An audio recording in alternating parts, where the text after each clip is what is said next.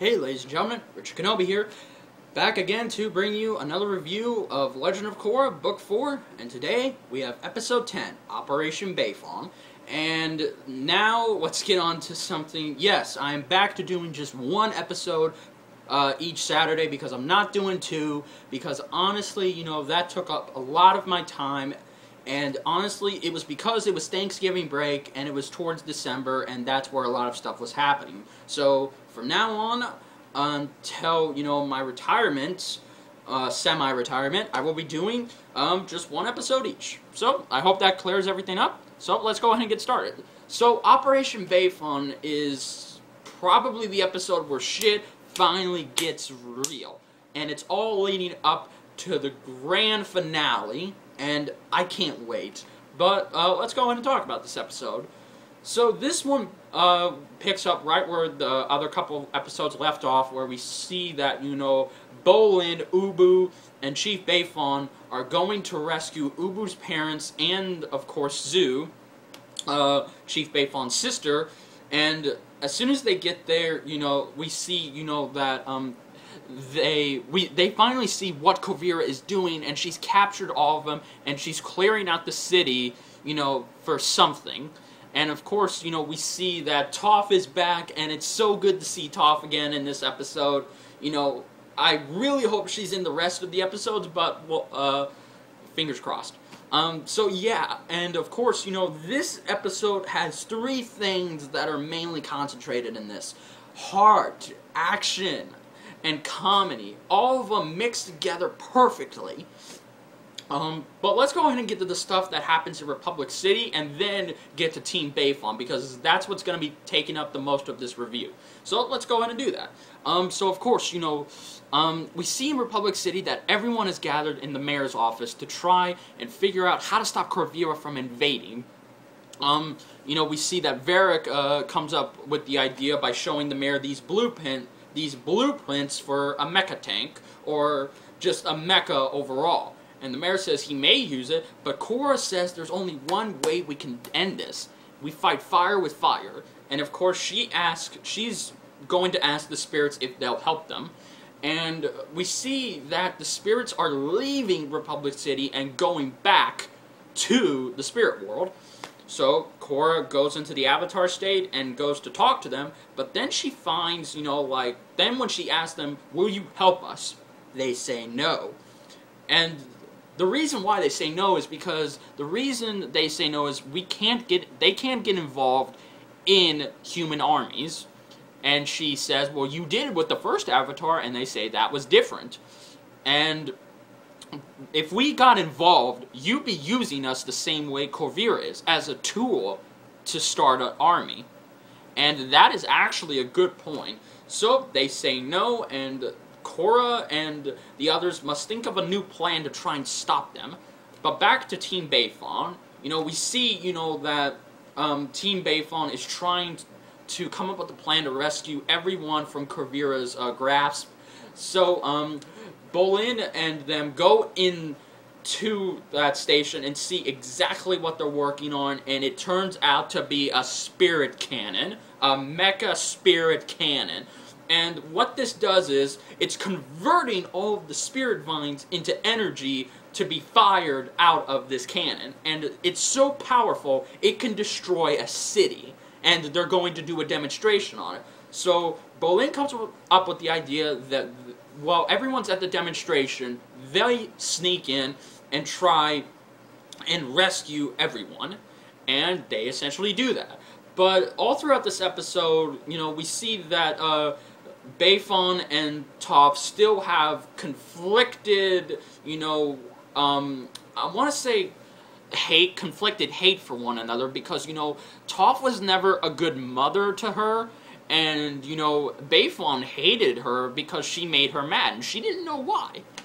And honestly, I'll get to that towards the end, but let's go ahead and, talk about it. So, of course, we see that, at the demonstration, something goes wrong again, because this cannon has been having minor problems. But when it finally, either engine components have been dying or have been missing.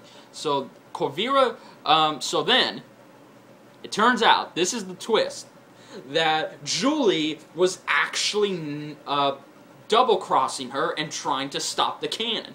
That's why she betrayed, or it looked like she betrayed Bolin and Varric. She wanted to try and stop the cannon from being built. And oh my god, that was amazing, you know, like, good for Julie, you know, because honestly, and I didn't see that coming, I don't think anyone saw that coming, because Michael and Brian love to surprise us, and this was a damn good one. So, of course, you know, Korra orders them to tie her up in the city, so that way she'll pretty much blow up with the city. So, we see that Team Beifong has located everyone, and they get them out, and then that's when they battle Korra's army.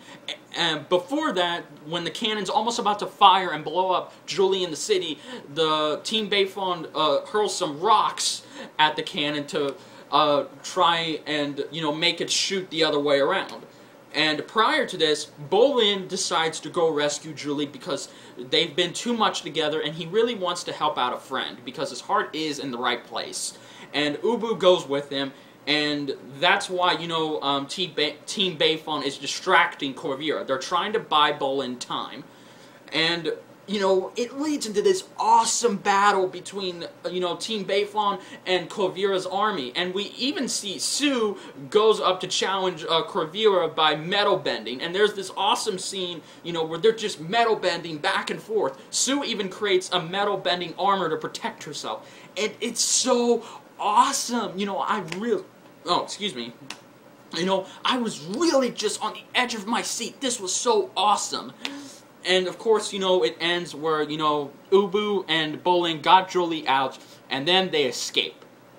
And then, you know, that's when Julie, you know, tells, you know, not Bolin, Ubu, you know, don't be so hard on Bolin. I mean, he feels bad enough. Don't be hard on him for being on Korra's side. I mean, his heart was in the right place. So, Ubu forgives him and gives him a kiss. And it's so awesome when Bolin does, woohoo! And honestly, you know, I clapped and cheered with him because that was pretty awesome. But celebration isn't the time, because Julie tells us that Korra plans to invade Republic City in 2 weeks. Wow, that was really good, and I'm so hyped up for this. But let's go ahead and talk about all the stuff really quick. The action was pretty damn good. The comedy between Bolin and the Team Beifong and Toph was so funny and awesome. Really, Bolin has come a long way since Season 1. And honestly, you know, like, I really am happy that he is the only one who got major character development here. It would have been nice for Mako and Asumi, but oh well. And, you know, of course, you know, I think the main thing I loved more about this episode is the conversation, the heated conversation between Toph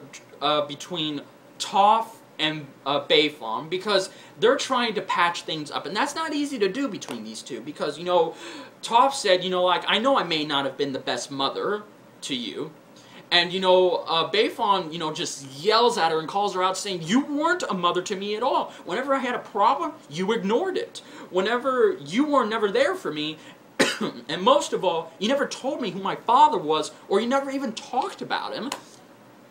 And towards the end, you know, like, Toph does eventually come to grips and, you know, apologizes to, Beifong, as Beifong does to her, and, you know, she says, I know I may not have been the best mother for you, but I risked my butt to save you, and as long as you don't hate me, that's all I need, because I did raise some pretty best kids, and I gave that a clap, because that was awesome, just awesome. You know, like, oh my god, this episode is really good, you know, this might even be my 3rd favorite episode of the series, or the season, because it's just so awesome. The action, the heartwarming drama, the comedy, it all mixes together so perfectly, and it really gets us all hyped for the series finale, which I can't wait for. So yeah, guys, you know, this was an amazing episode from start to finish, and I really can't say anything more that I already haven't said. So yeah, guys, overall, good episode, damn good episode, and I'm going to give this one an 8.9 out of 10. Even though that's a little high, but honestly, I think it's worth it. So, if you haven't seen the episode, go check it out and give your own opinions. Like, comment, and subscribe. Until then, guys, this is Richard Kenobi saying, be air, my friends. Bye, guys.